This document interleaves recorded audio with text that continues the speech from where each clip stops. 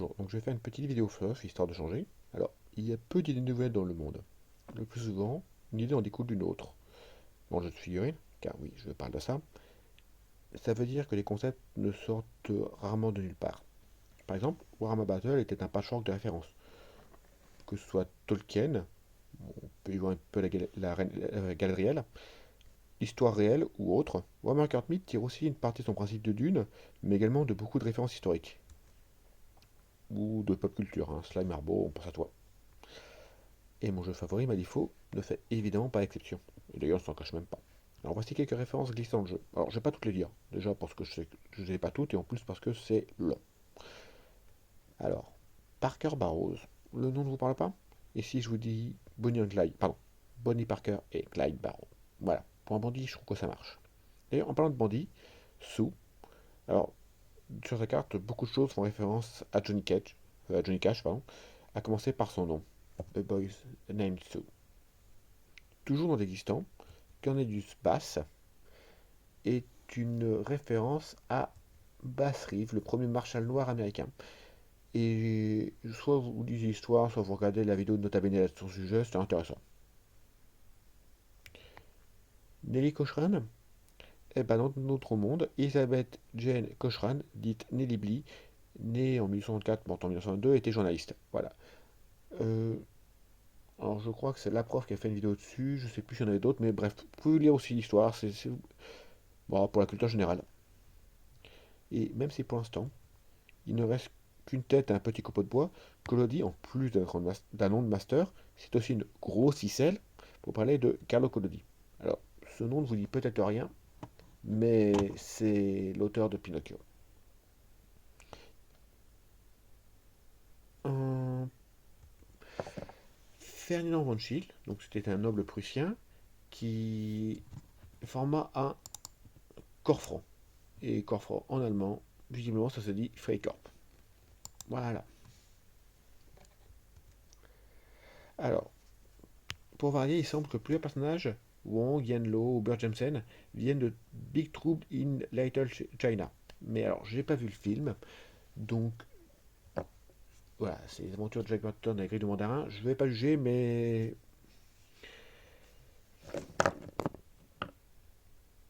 Mandrake, l'ombre d'English Ivan, est une référence à une creepypasta sur un jeune homme aux deux visages, Edward Mandrake.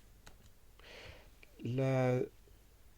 Lazarus est une référence à Lazare, un ami de Jésus ressuscité par ce dernier. Nicodème, bon, qui est maintenant des Hand, était un disciple de Jésus qui aida Joseph d'Arimathie à mettre le Christ au tombeau. Donc Léviticus est inspiré du livre des Lévitiques, un livre de la Bible, et je suppose que les quatre horsemen sont une grosse référence aux quatre cavaliers de l'Apocalypse, même si paraît-il y a autre chose, mais voilà. D'ailleurs, Ashes and Dust est aussi une référence divine, parce que dans le livre de la prière commune, un livre anglican, il est dit dans un passage sur la mort, Earth to Earth, Ashes to Ashes, Dust to Dust. Bon, je suis un peu vite, mais euh, dans la Bible, les Néphilim sont aussi sont le résultat de l'union des fils de Dieu et des filles des hommes, même si la signification exacte dépend des exégètes.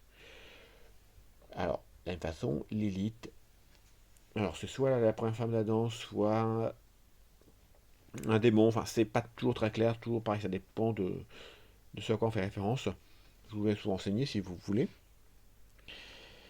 Et alors, bon, Pandora, la boîte de Pandore, mythologie grecque, normalement, vous l'avez tous. Alors, j'ai aussi lu, je sais pas si c'est vrai, mais que les trois premières sœurs de Neverborn, donc Zoraida, Lilith et Pandora, font référence au couvent des sorcières, avec la vieille, la mère et la jeune fille. Alors, je sais pas si c'est vrai, mais ça me paraît assez crédible, et en tout cas, j'aime beaucoup l'idée. Bon, je vais pas faire l'affront d'expliquer à quoi Lucas Maccabée fait allusion, un pierre de tombe avec un fouet, bon.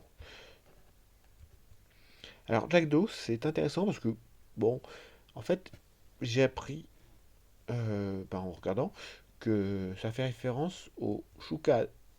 Pourquoi? Parce que en anglais, cet animal, qui est un corvidé, s'appelle un jackdaw. Voilà, tout simplement. Rasputin, alors oui, on pourrait parler de Rasputin, le moine, ou même enfin, la chanson. Mais en fait, en regardant, j'ai appris qu'il y avait une chanson qui s'appelle The New Zero par un groupe qui s'appelle Rasputina. Bon, je vous laisse regarder les paroles, mais à mon avis, Snow on Storm, ils ne sortent pas de nulle part. Neil Henry fait référence à un héros folklorique américain, John Henry. Lady Justice, bon, voilà, la balance d'habitude est sur le totem, mais on reconnaît bien la Lady Justice de Malifaux. Alors, un peu plus perché, c'est Samuel Hopkins. Pourquoi? Parce qu'il fait référence à la fois au démon Samael, mais également à Matthew Hopkins, un chasseur de sorcières.